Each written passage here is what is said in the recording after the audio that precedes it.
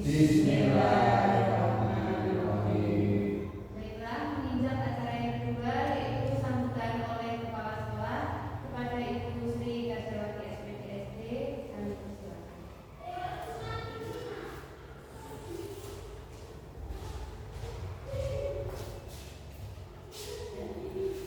Terima kasih waktu yang diberikan kepada saya. Assalamualaikum warahmatullahi wabarakatuh. Waalaikumsalam warahmatullahi wabarakatuh.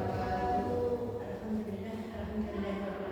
Wassalatu wassalamu ala asyrofil anbiya'i wal mursalin wa ala alihi washabihi ajmain.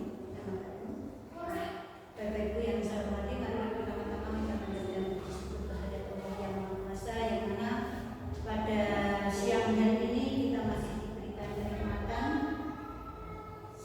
yaitu protokol kesehatan, sehingga pada siang hari ini kita masih bisa berkumpul di ruangan ini dalam rangka pemaparan rencana tindak lanjut oleh beliau Bapak Agus Supriyanto dalam tugas PKG Guru PJK.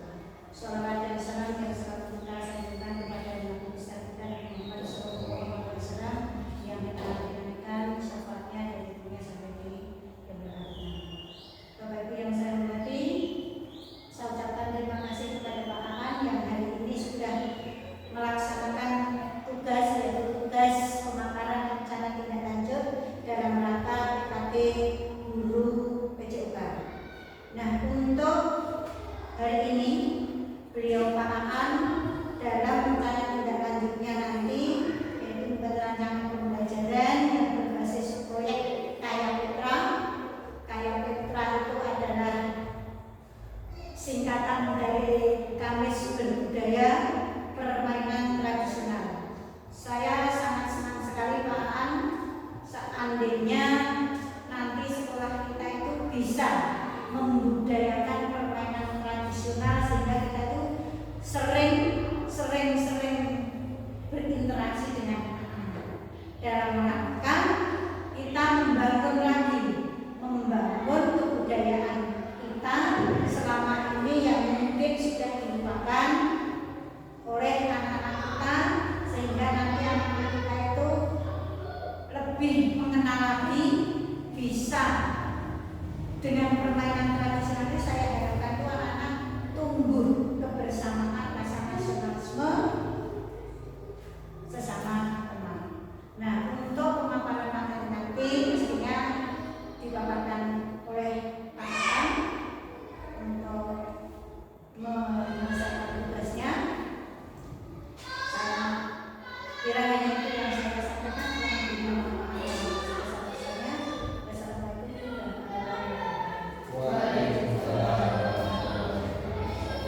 Terima kasih kepada Ibu Sri Kasyawati SPDSD atas sambutannya.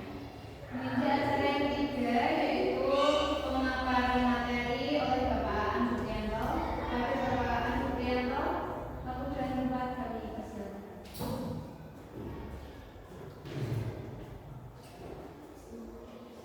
Bismillahirrahmanirrahim. Selamat pagi.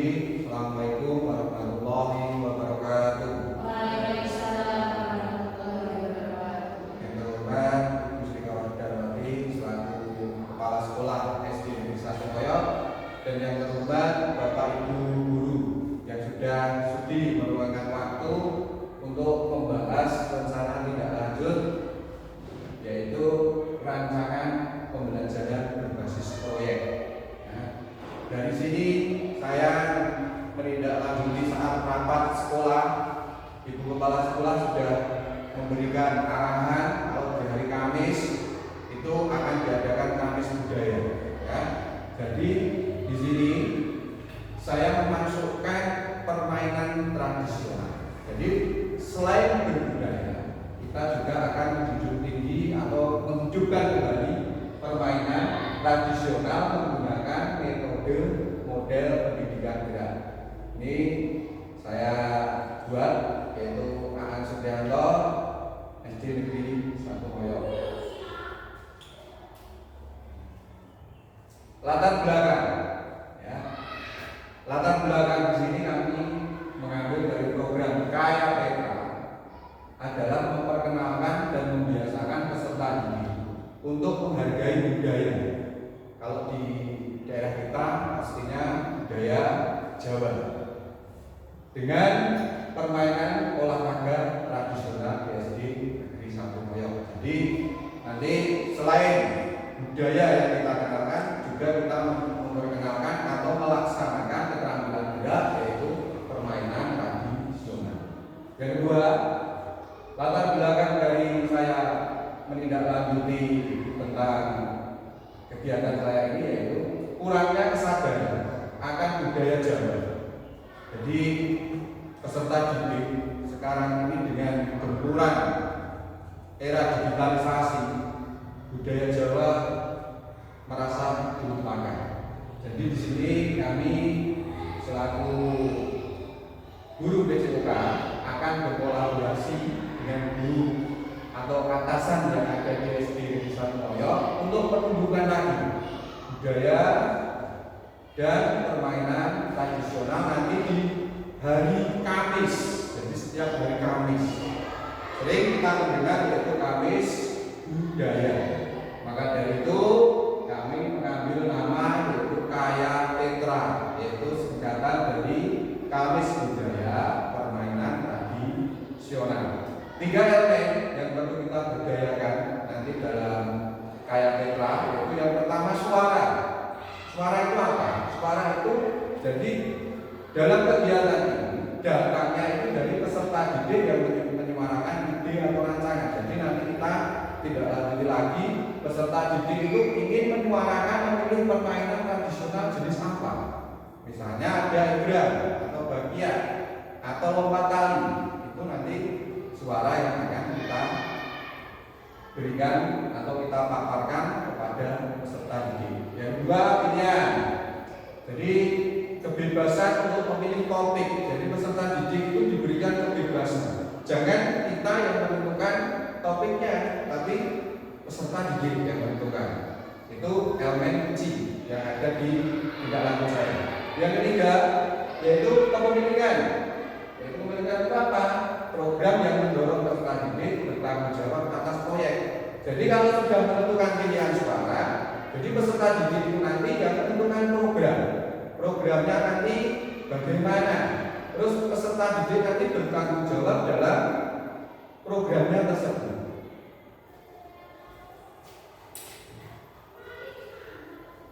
Selanjutnya tujuan program di sini saya mengambil 3. Yang pertama yaitu memberdayakan peserta didik dalam pembelajaran yang berpusat ke peserta didik.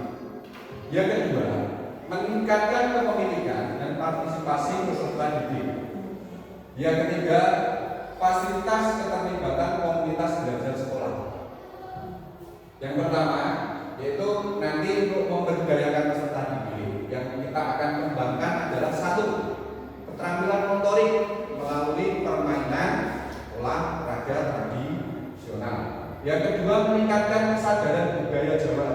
Jadi nanti bisa kita tingkatkan kesadaran akan budaya Jawa melalui misalnya pakaian, kemudian bahasa, kemudian ada lagi sopan santun, itu perlu kita tekankan.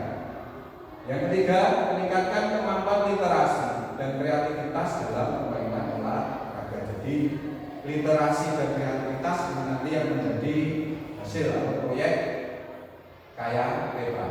Yang kedua, meningkatkan kepemilikan dan partisipasi peserta didik, yaitu 1. Kepemilikan proyek. Jadi nanti kepemilikan proyeknya tadi sesuai yang peserta didik programkan atau suarakan. Yang kedua, pilihan peserta didik sama. Ya, jadi peserta didik yang memilih, bukan bapak atau ibu guru atau komunitas sekolah yang menentukan. Jadi itu namanya pembelajaran yang berpusat ke peserta didik. Yang ketiga, fasilitas keterlibatan komunitas belajar sekolah. Tujuan programnya 1. Kolaborasi dengan komunitas sekolah. Jadi sekolah itu diperlukan komunitas sebenarnya untuk segala sesuatunya. Komunitas ini nanti bisa kita pergunakan dalam berbagai program. Salah satunya yaitu program Kaya Tetra yang saya ceritakan. Kemudian yang kedua, penggunaan aset sekolah. Aset sekolah itu memang harus kita berdayakan. dan juga harus kita penuhi untuk menunjang program-program sekolah yang akan kita adakan.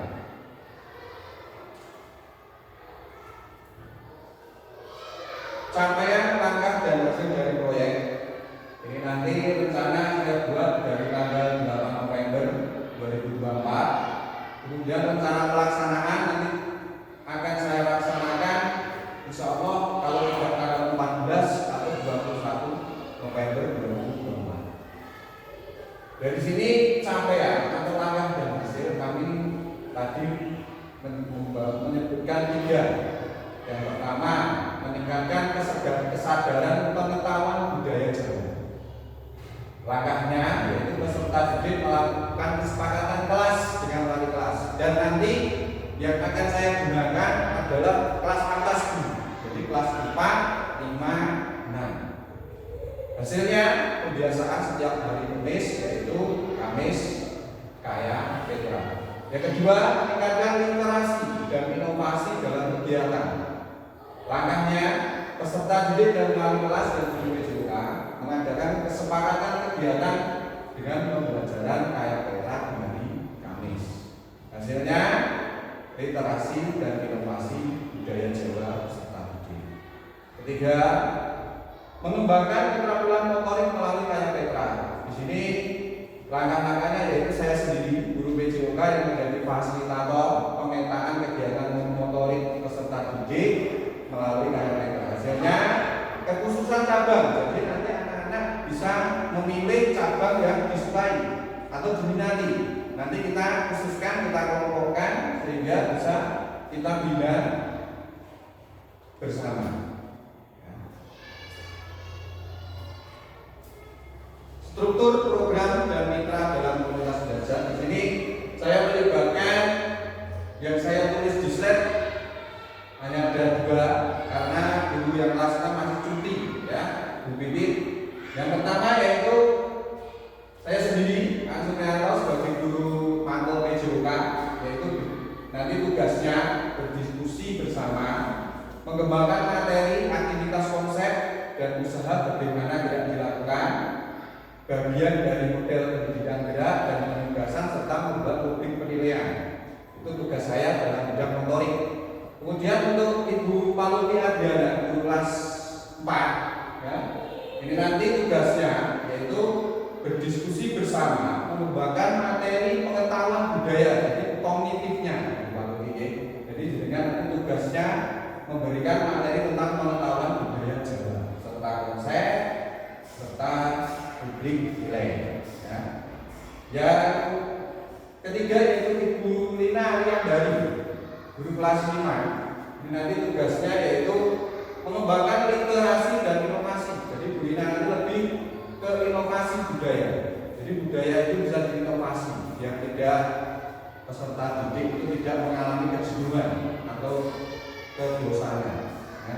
Dengan cara yaitu bisa kita manfaatkan fasilitas atau aset yang ada di sekolah kita. Alhamdulillah sudah mempunyai akses atau aset yang lumayan memadai. Salah satunya ada lab ini, bisa digunakan nanti untuk literasi dengan menggunakan media channel YouTube atau bisa gambar, slide, presentasi dan selainnya. Juga nanti Bu Lina juga bisa membuat rubrik penilaian. Kapasitas yang dimiliki sekolah, seperti yang saya bilang tadi, kapasitas kita alhamdulillah sudah memenuhi. Salah satunya yaitu fasilitas olahraga. Kita punya halaman peralatan olahraga dan alat-alat olahraga 60% kita memiliki. Yang kedua, ruang kita mempunyai lab komputer, ruang perpustakaan, ruang itu doberikan, ya. Kemudian ruang UKS, juga ada ruang perpus, ya. Koneksi WiFi kita memiliki 3 router, jadi bisa menjangkau semua ruangan, bisa kita manfaatkan nanti. LCD, Chromebook dan speaker. Yang ketiga, perangkat ini yang nanti kita hubungannya dengan staf pengajar, orang tua, peserta didik dan dukungan dari komite sekolah. Jadi semua itu kita tidak lepas dari perangkat sekolah. Tanpa dukungan dari perangkat sekolah, komunitas Implementasi aset based thinking menggunakan pendekatan aset based thinking untuk memanfaatkan sumber daya yang ada di sekolah untuk fasilitas kegiatan kaya petra, memaksimalkan teknologi yang ada untuk peserta didik dan berkolaborasi dengan orang dewasa yang ada di sekolah atau lingkungan sekolah. Orang dewasa di sini bisa kita masukkan ke perangkat sekolah, bisa orang tua, bisa komite, lingkungan sekitar. Kita juga harus berkoordinasi dengan baik. Rencana evaluasi ini ada 3, yaitu seperti yang saya paparkan tadi, populasi yang kita gunakan nanti peserta didik kelas atas, yaitu kelas 4, 5, 6 yang berjumlah 44 anak. Staf pengajar yang ada di SD Negeri Santomoyo berjumlah 10 orang, 6 guru kelas, 3 guru mantau, 1 kepala sekolah dan 1 penjaga sekolah. Ya. 3 orang tua peserta didik yang berjumlah 44 orang. Metode pengumpulan data 1. Observasi kelas. Jadi nanti setiap kelas kita observasi melalui wali kelas. Kemudian 2 refleksi peserta didik, 3 diskusi kelompok. Tantangan dan hambatan. Jadi setiap kegiatan itu pasti mempunyai tantangan dan hambatan. Tantangan yaitu deskripsi, tidak semua peserta didik menyukai budaya dan permainan tradisional. Solusinya dengan kesepakatan yang menyuarakan dan pilihan peserta didik menjadikan ketertarikan minat peserta didik. Jadi kita kembalikan ke peserta didik. Peserta didik itu inginnya apa? Kita turuti, kita fasilitasi, itu solusinya. Hambatan yaitu deskripsi, kurangnya interaksi dan kolaborasi dengan orang tua peserta didik untuk penyampaian program kaya petra. Solusinya dengan adanya materi sekolah setiap awal semester bisa kita jadikan alat penyampaian program antara sekolah dan orang tua atau wali, bahkan komite sekolah. Kemudian di setiap kelas kita juga memiliki grup WA. Itu bisa kita gunakan nanti untuk penyampaian program kaya petra ini. Bisa kita manfaatkan.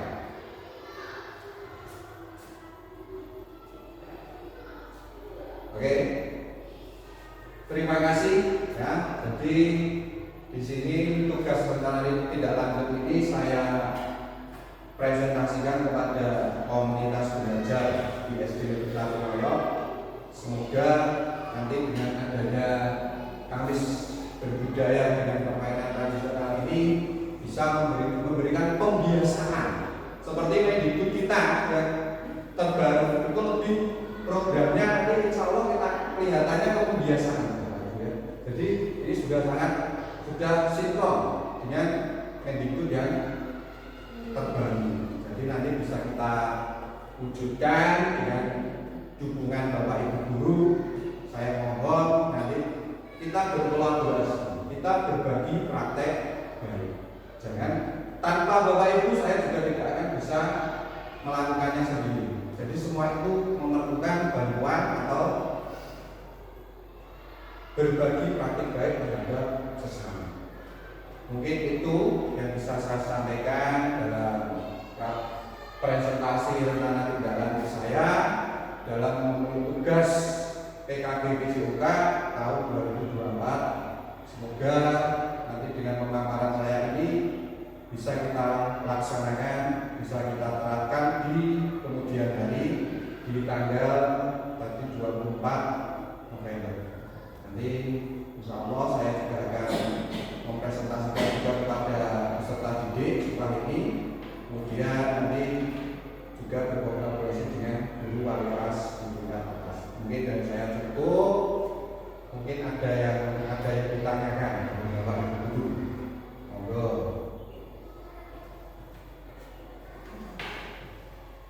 Mungkin dari Bu Palmi dari kelas 5, kelas 4 yang nanti menjadi mitra saya khususnya untuk Kamis Berbudaya permainan olahraga. Kemarin Ibu Palmi juga sudah memberikan pendidikan proyek tentang permainan tradisional emosional. Saya sangat bersyukur pada Ibu Pauli ya, mungkin anak-anak sedikitnya sudah paham tentang permainan tradisional. Mungkin ada yang ditanyakan, monggo. Ya, terima kasih Bu. Terima kasih Pak, waktu yang sudah diberikan untuk sesi tanya jawab sedikit karena waktu yang lama. Tadi Pak sudah menjelaskan untuk peserta nanti hanya kelas atas ya, kelas 4, 5, 6 dan itu berkemes. Dan tadi sudah dipaparkan untuk kegiatan nanti itu ada kesepakatan antara siswa dan wali kelas masing-masing. Nah, kalau nanti kelas 4, 5, 6 mereka wali kelas itu membuat kesepakatan, berarti nanti kemungkinan juga bisa setiap kelas itu nanti berbeda-beda permainan yang diinginkan anak-anak. Nah, itu bagaimana? Apakah itu bisa atau memang nanti disarankan untuk setiap dari Kamis, umpamanya Kamis minggu pertama permainan ini, Kamis minggu kedua permainan ini, atau bagaimana? Terima kasih Pak. Ya, terima kasih Bu. Oke, kita pertanyaan dari kepala.